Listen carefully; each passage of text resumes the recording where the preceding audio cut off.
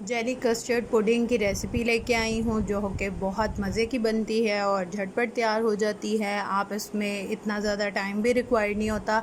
आपके गेस्ट आ रहे हों तो आप इसको फटाफट से रेडी करके तो उनको दे सकते हैं। चलिए चलते हैं रेसिपी की तरफ। बिस्मिल्लाहिर्रहमानिर्रहीम। अस्सलामुअलैकुम। हुज़ैफ़ा's किचन में सबका वेलकम है। मैं हूँ शेफ़ ज़ोहरा। आज मैं लेके आई हूँ आप लोगों के लिए जेली कस्टर्ड की रेसिपी जो कि बहुत आसान है। इसको जेली पुडिंग भी बोल सकते हैं, कस्टर्ड की भी रेसिपी बोल सकते हैं। तो चलिए फटाफट से चलते हैं रेसिपी की तरफ। जी, तो मैंने 5 टेबल स्पून जो है वो बनाना फ्लेवर में लिया है कस्टर्ड पाउडर, और इसमें हाफ कप दूध ऐड कर देंगे। ठंडा दूध ऐड करना है और इसको अच्छे से मिक्स कर लेंगे ताकि इसमें कोई लम्स ना रहे। जी, तो अब मेरे पास है 5 कप जो है वो दूध के लिए हैं। मैंने 4 मैंने ऑलरेडी डाल दिए हैं। 1